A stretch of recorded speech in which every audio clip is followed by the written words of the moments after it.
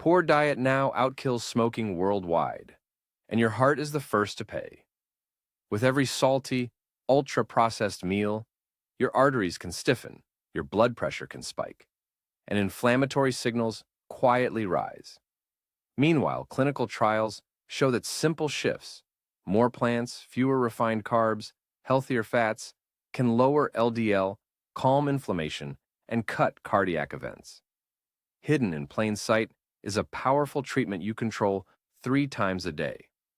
From Mediterranean plates to Dr. Dean Ornish's intensive plant-forward program that even showed signs of plaque reversal, the food medicine story is no longer fringe. The real question is whether you'll keep eating the problem or start eating the prescription. Heart disease remains the world's leading killer, a quiet metronome behind roughly a third of all deaths each year. The World Health Organization puts the toll in the tens of millions annually. In many countries, it surpasses cancer, infections, and accidents combined. We often imagine heart attacks as bolts from the blue, but the more common story is cumulative. Tiny choices fused into habits, repeated in kitchens, cafeterias, and drive-thrus. Among all the levers we can pull, medications, exercise, sleep, stress management, food is the one most of us touch several times a day without a prescription pad or a gym membership. On a Tuesday morning in a busy cardiac unit, monitors chirp as a 52-year-old sales manager waits for discharge instructions after a mild heart attack. He is not a caricature. No chain-smoked cigarettes, no rare genetic disorder, just long hours on the road, salted snacks that kept him awake between meetings, and fast meals grabbed in motion. Clinicians stabilize patients like him with stents, statins, and blood pressure drugs, which save lives and should not be minimized. But when cardiologists talk privately about prevention, they return to diet because the evidence is no longer circumstantial. The global burden of disease study has attributed around 11 million deaths worldwide to poor diet, most from cardiovascular causes. The pattern is astonishingly consistent across regions and incomes. Food is such a decisive force because it modifies several risks at once. When you change what's on the plate, you don't tweak a single number. You influence blood pressure, LDL cholesterol, triglycerides, blood sugar, inflammation, and even the gut microbes that shape arterial health. Compare that to other interventions that usually target one variable. And unlike the rest of modern life's hazards, air pollution, sedentary jobs, marketing you didn't ask for, this lever sits in your hands or on your spoon. That doesn't mean it's easy. Supermarket end caps and dollar menus are designed to trip us. But from a public health standpoint, diet is the closest thing to a daily cardiology consult. The story is not about vilifying a single ingredient. Sugary drinks, refined starches, processed meats, and excess sodium push risk upward. Vegetables, fruits, legumes, nuts, whole grains, olive oil, and fish pull it down. The real power lies in the overall pattern. How often you construct a meal that steadies blood vessels rather than stresses them. Researchers now frame eating as a frequency of exposures. Each meal is either a nudge toward plaque and hypertension or a nudge toward resilience. By that logic, breakfast, lunch, and dinner are not just social rituals. They're repeating biological events with measurable consequences. If this sounds abstract, consider the timeline. Food does not take months to speak to your arteries. It starts whispering within hours, and it keeps talking over weeks and years. In the next section, we'll look at that clockwork, how a single meal can sway blood pressure, triglycerides, and vessel function today, and how patterns reshape weight, cholesterol, and insulin sensitivity over time. Food works on 2 clocks at once, the next few hours and the next few months. Most of us eat often enough that we spend much of our waking day in a post-meal state, and what happens in that window is not trivial. Blood vessels dilate and constrict in response to nutrients. Hormones surge to shuttle energy. Fats and sugars circulate, sometimes cleanly, sometimes in a traffic jam. Those acute shifts, repeated meal after meal, harden into patterns that change weight, cholesterol, and insulin sensitivity, and ultimately alter the odds of a heart attack or stroke. To understand diet as a lever, You have to see both timelines ticking together. On a recent morning in a vascular lab, a volunteer in his 30s agreed to a simple test, an ultrasound probe measuring flow-mediated dilation, the capacity of an artery in the arm to widen as blood rushes through. Baseline recorded, he ate a drive-through breakfast, refined flour, processed meat, a sugary drink. Within an hour, his blood glucose and insulin climbed. By the 3-hour mark, triglycerides were peaking, a pattern common after fat-heavy meals. The ultrasound told a parallel story.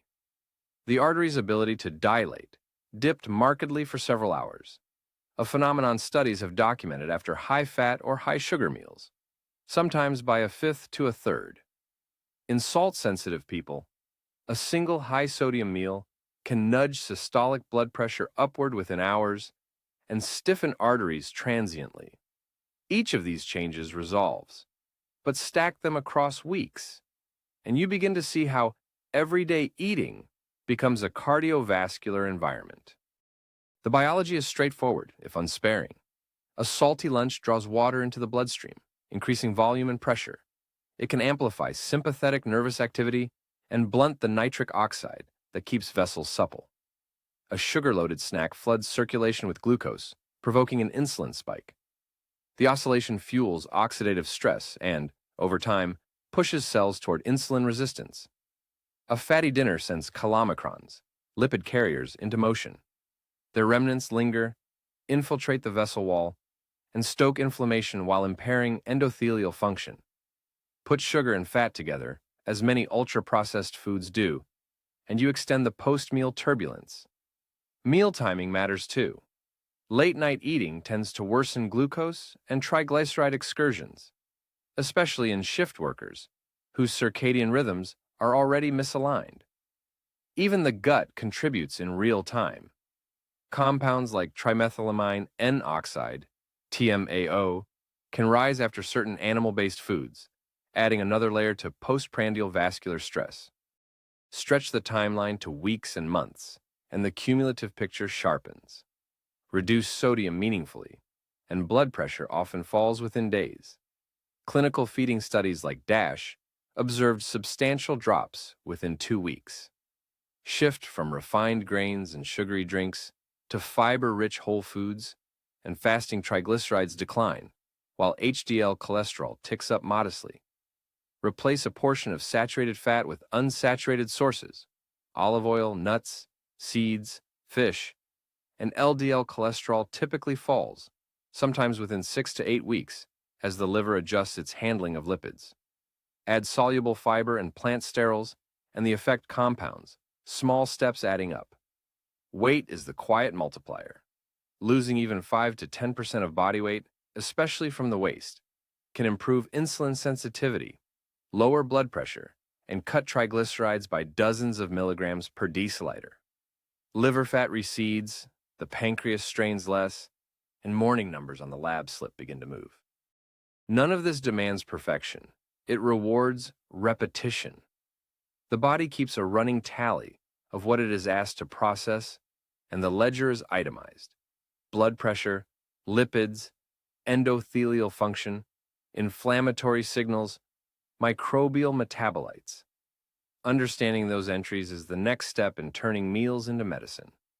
We now follow the thread into the mechanisms themselves: LDL particles, the blood pressure machinery, inflammation, the vascular lining, and the gut microbiome that links your plate to your pulse. Those mechanisms aren't abstractions. They're measurable, and they change when people change what they eat.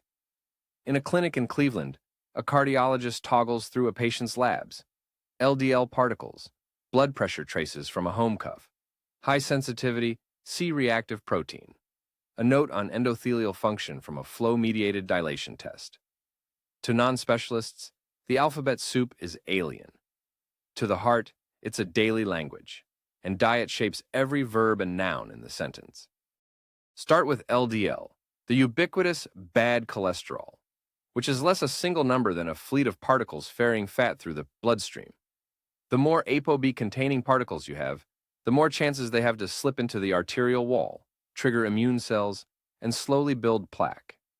Saturated fats tend to raise LDL by altering liver receptors that clear these particles, while replacing some of those fats with polyunsaturated oils nudges LDL downward. Soluble fibers in oats, beans, and psyllium act like small sponges, binding bile acids and coaxing the liver to pull more LDL from circulation. In tightly controlled studies, portfolios of such foods, not a pill, but a set of menu choices, have cut LDL by double digits, even up to 25 to 30% in ideal conditions. The effect doesn't erase the need for medication in high-risk patients, but it moves the baseline in the right direction. Blood pressure rides its own track. Most dietary sodium comes not from the salt shaker, but from factory-made foods where salt preserves, binds, and flavors. High sodium pulls water into the bloodstream and stiffens the vascular system. Potassium, abundant in fruits, vegetables, and legumes, helps the kidneys excrete sodium and relaxes vessel walls. In feeding trials where researchers controlled every bite, lowering sodium while boosting potassium dropped systolic readings within days, a change comparable to adding a first-line drug in some participants. Leafy greens add another tool, natural nitrates that the body converts to nitric oxide, the gas that signals arteries to dilate. Meals that supply these raw materials make vessels more responsive. Meals that overload them with sodium and ultra-processed additives do the opposite. Inflammation quietly links many of these shifts. You can't feel high-sensitivity CRP, but it rises with refined carbohydrates, excess visceral fat, and processed meats, and falls when diets tilt toward whole plants and fish. Omega-3 fats nudge immune cells away from inflammatory eicosanoids. Polyphenols in berries and olive oil counter oxidative stress that damages vessel linings. High-heat cooking of meat stacks advanced glycation end products that act like splinters to the endothelium. None of these is destiny on its own, but together they tilt the terrain toward or away from trouble. The endothelium, the single-cell film lining your arteries, is the stage where many of these stories converge. Think of it as Teflon when healthy and Velcro when damaged. After heavy, sugary, or fatty meals, the endothelium's ability to release nitric oxide falters for hours. After meals built around plants, nuts, fish, and extra virgin olive oil, that function rebounds. Over months, as lipids improve and inflammation quiets, the Velcro sheds some of its stickiness. Even the gut weighs in. Fiber feeds microbes that produce short-chain fatty acids like butyrate, which reinforce the intestinal barrier and send anti-inflammatory signals to the vasculature. Diets heavy in red meat supply carnitine and choline that in some microbiomes become TMAO, linked in observational studies to higher event risk, while fermented foods can increase microbial diversity and temper immune overreaction. The TMAO story has nuances, especially with fish, but the broader pattern holds. What feeds your microbes echoes in your arteries. Mechanisms matter because they explain why the same plate can nudge LDL, pressure, and inflammation all at once. But patients don't shop for nitric oxide or ApoB. They shop for meals. That is why the next more practical step is to think in patterns, not isolated nutrients or single superfoods. If the last decade of nutrition science has taught anything, it's that our bodies don't respond to isolated nutrients the way labels suggest. They respond to meals, and over time, to the patterns those meals form. A calcium pill doesn't recreate a yogurt and berry breakfast. Zero cholesterol on a margarine tub didn't protect anyone from trans fats. The idea of nutritionism, reducing food to a handful of ingredients to be maximized or minimized, was supposed to make health simple. Instead, it led us into aisles of low-fat cookies and protein chips that altered macros but ignored metabolism.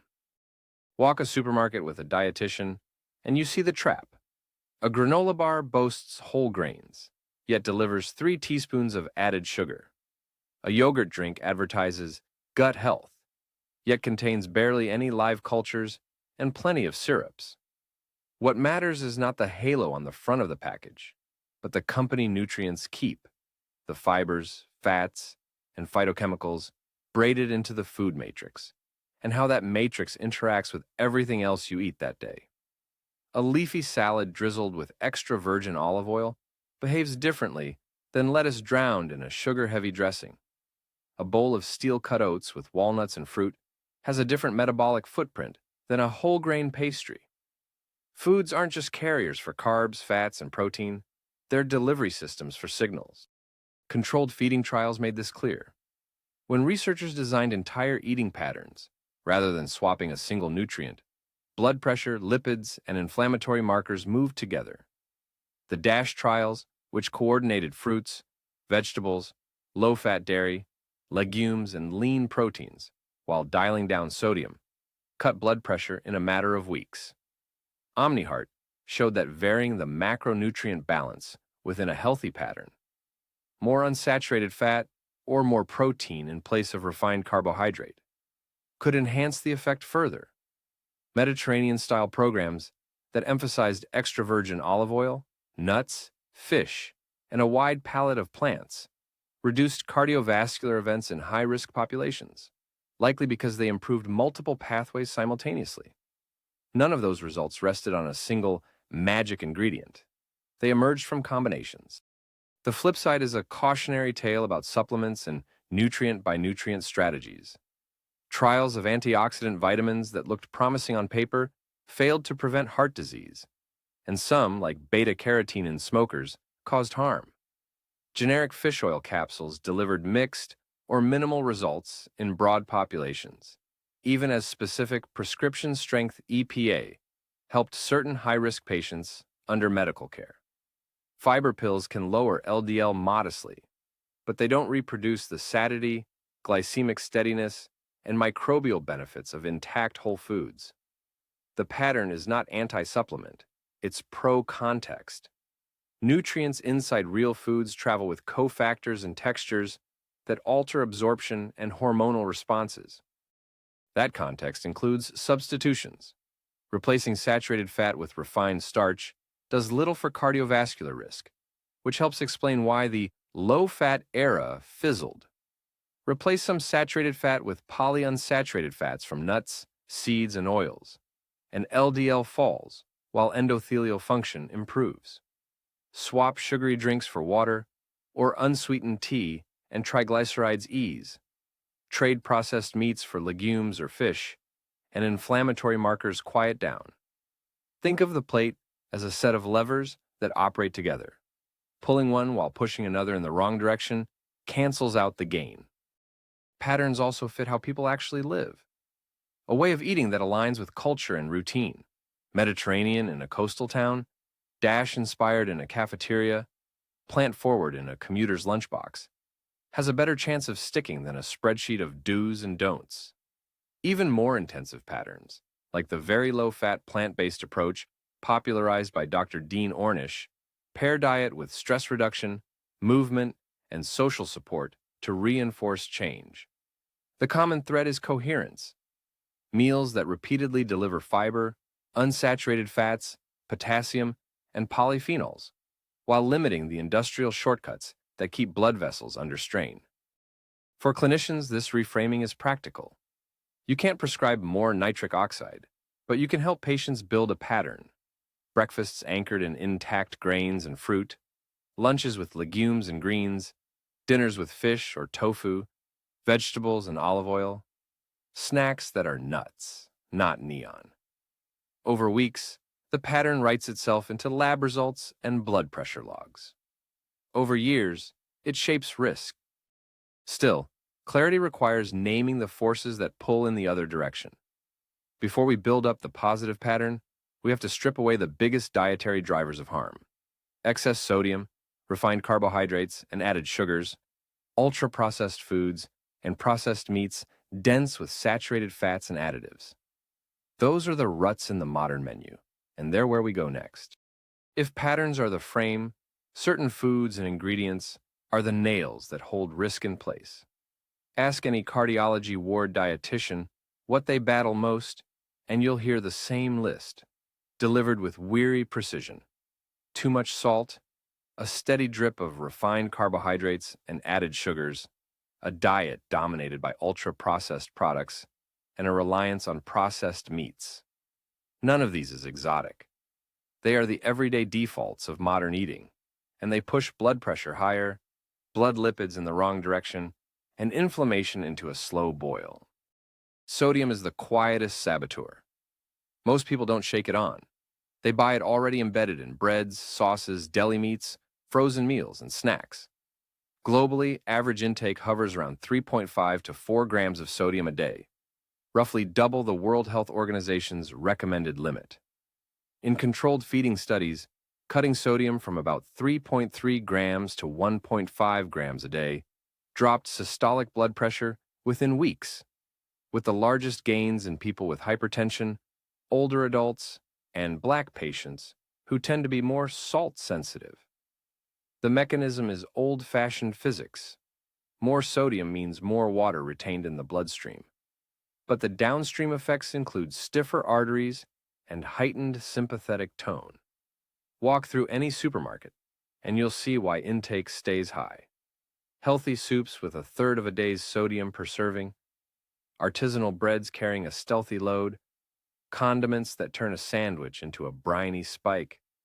Sugar and refined starch don't raise blood pressure as directly, but they reroute metabolism in ways the heart eventually feels. Sugary drinks and white flour snacks produce sharp glucose and insulin peaks, followed by drops that drive hunger and, over time, insulin resistance. In the liver, excess fructose accelerates de novo lipogenesis, driving up triglycerides and seeding fat in the liver, a pathway towards small, dense LDL particles that are especially atherogenic. Cohort studies have linked 1 to 2 sugary beverages a day with higher risks of coronary events and type 2 diabetes, and replacing sugar with refined starch is a lateral move. The glycemic load from white rice or white bread eaten in large amounts tracks with higher incident diabetes in multiple populations. Cardiovascular risk tends to follow that metabolic wake. In clinic, these patterns are easy to spot. A patient who doesn't eat dessert but drinks sweetened coffee all morning and grabs a muffin at noon will see triglycerides and A1C tell the tale. Ultra-processed foods are the modern package for both salt and sugar, and much more. Defined by techniques and additives you can't reproduce in a home kitchen, they include packaged snacks, reconstituted meats, sweetened breakfast cereals, many protein bars and drinks, and ready-to-heat entrees. In a randomized crossover study at the National Institutes of Health, adults given ultra-processed meals ad libitum ate about 500 extra calories a day and gained weight within 2 weeks compared with the unprocessed diet, even though menus were matched for presented calories, macronutrients, and sodium. Observational cohorts in France and the UK have found that each 10% increase in ultra-processed intake was associated with roughly 10 to 12% higher cardiovascular disease incidence.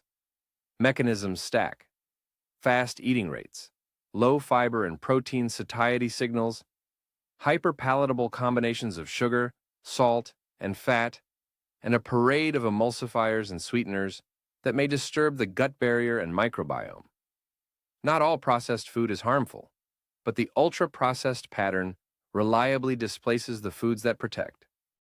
Processed meats sit in a category of their own because they bundle several hazards. Bacon, sausages, hot dogs, deli slices, and many cured products are dense with sodium and often phosphate additives. They carry heme iron and nitrites that can form reactive compounds. Meta-analyses have linked a daily 50-gram serving of processed meat with substantially higher risks of coronary heart disease and diabetes compared with unprocessed red meat in similar amounts.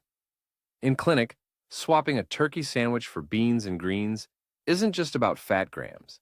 It's an exchange of nitrites, sodium, and heme iron for potassium, fiber, and polyphenols. It's easy to treat these as individual villains, but they usually travel together. A lunch of deli meat on white bread with chips and a sweet tea is a mosaic of sodium, refined starch, added sugar, and ultra-processing. That pattern loads the immediate post-meal period with glucose, triglycerides, and blood pressure rises, and the long game with weight gain, insulin resistance, and endothelial strain. Turning that tide means not only removing stressors, but actively crowding the plate with protective foods that pull risk downward. In the next section, we'll look at what consistently does that. vegetables and fruits, legumes, nuts and seeds, whole grains, olive oil, and oily fish. After weeks of cardiac rehab, the moment that convinced a 61-year-old bus driver in Phoenix wasn't on the treadmill. It was in his kitchen. 3 weeks after a class, taught him to swap deli slices for a bean and olive salad, and to dress vegetables with extra virgin olive oil instead of bottled ranch. His home blood pressure cuff, which had hovered in the 150s, read 134/82. His statin dose hadn't changed. His meals had. The foods that repeatedly show up on the right side of the ledger are not exotic supplements. They are fiber-rich vegetables and fruits, legumes, nuts and seeds, whole grains, olive oil, and oily fish. In cohort after cohort, people who eat more of them have lower rates of hypertension and fewer heart events. Mechanisms aren't hard to find. Plants deliver potassium that helps the kidneys excrete sodium. Leafy greens provide nitrates that become nitric oxide, a molecule that coaxes arteries to relax. Polyphenols in berries and olive oil dial down oxidative stress. In controlled trials, meals built around these ingredients improve endothelial function within hours and blood pressure within weeks. Fiber's the through line. Soluble fibers in oats, barley, beans, and many fruits bind bile acids, prompting the liver to pull LDL cholesterol from circulation. Insoluble fibers slow digestion and blunt glucose spikes that otherwise drive triglycerides up. Meta-analyses suggest each incremental bump in daily fiber is associated with lower cardiovascular risk, and feeding studies consistently show modest but real drops in LDL when people replace refined starches with intact grains or legumes. Whole grains bring more than fiber, a matrix of vitamins, minerals, and phytochemicals linked to better insulin sensitivity. In long-running American and European cohorts, 3 servings of whole grains a day track with substantially lower coronary disease. Legumes, beans, lentils, chickpeas punch above their price. They combine fiber with plant protein and resistant starch, improving satiety while nudging cholesterol and blood pressure down. A pooled analysis of clinical trials found that a daily serving of pulses can lower LDL by several points. And in people with prehypertension, bean-rich diets shave a few millimeters off systolic readings. Seeds add their own edges. Flax and chia supply alpha-linolenic acid and lignans. In one Canadian trial, adding ground flaxseed to common foods significantly reduced blood pressure in patients with vascular disease. Nuts often scare patients because of their calories, but the data don't. A handful a few times a week is associated with fewer cardiac events in large observational studies. Walnuts in particular bring plant omega-3s. Almonds and pistachios have shown LDL and endothelial benefits in tightly controlled diets. Part of the effect is substitution. Nuts replace chips or cookies, but part is intrinsic, a mix of unsaturated fats, fiber, magnesium, and phytosterols. Olive oil, especially extra virgin, is as much chemistry as cuisine. Beyond its monounsaturated fat, it carries polyphenols that seem to improve HDL function and tamp down inflammatory signaling. In U.S. cohorts, swapping a tablespoon or 2 of olive oil for butter or mayonnaise was linked with lower coronary risk. The Mediterranean habit of using oil to carry vegetables amplifies both ingredients. Fat enhances the absorption of fat-soluble compounds in tomatoes, peppers, and greens. Oily fish, salmon, sardines, mackerel supply EPA and DHA, long-chain omega-3s that lower triglycerides and may stabilize heart rhythms. Eating fish once or twice a week is associated with lower risk of fatal coronary events in multiple populations. Here again, context matters. Fish often crowds out processed meats, and grilled or baked preparations carry different baggage than deep-fried versions. These foods don't work in isolation. They form patterns that people can repeat. A breakfast of oats, fruit, and walnuts, a lunch built on lentils and greens, a dinner of fish, vegetables, whole grains, and olive oil. Stack those choices and lab slips begin to change. Blood pressure eases, LDL drifts down, triglycerides settle, hemoglobin A1C inches lower. In clinic, what patients notice first is often more prosaic. Fewer energy crashes, looser belts, numbers on the scale that finally budge without white-knuckle restriction. Skeptics will ask whether these are just correlations, a halo effect of people who also exercise and see doctors. That's a fair challenge, and it's why the next question is crucial. Do structured eating patterns that center these foods actually move hard outcomes when tested? The answer from large trials and well-tracked cohorts is yes, particularly with Mediterranean and DASH-style approaches. We turn now to what those studies found and how much change they delivered in real lives. The evidence that food patterns change hard outcomes doesn't live only in lab slips. It shows up in event curves.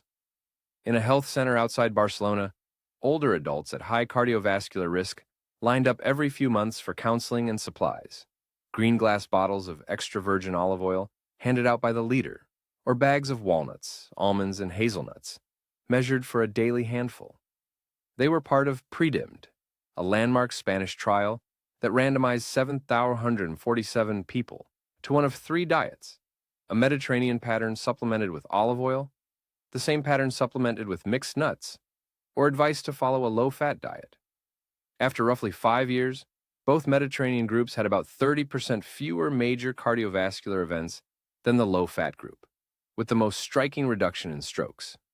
When investigators later reanalyzed the data to correct for irregularities at a few sites, the results held.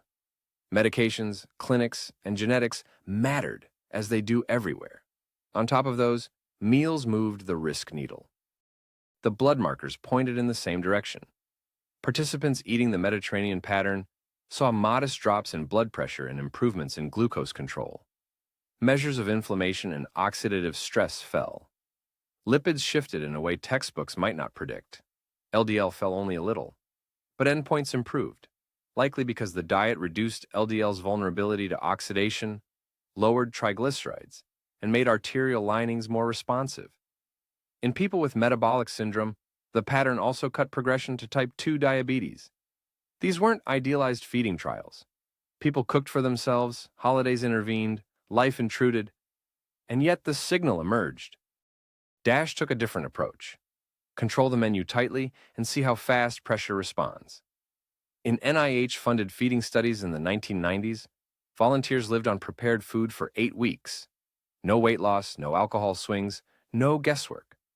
Compared with a typical American pattern, the DASH diet, stacked with fruits, vegetables, low-fat dairy, legumes, and nuts, cut systolic blood pressure by about 5 to 6 points overall and roughly 11 in participants with hypertension.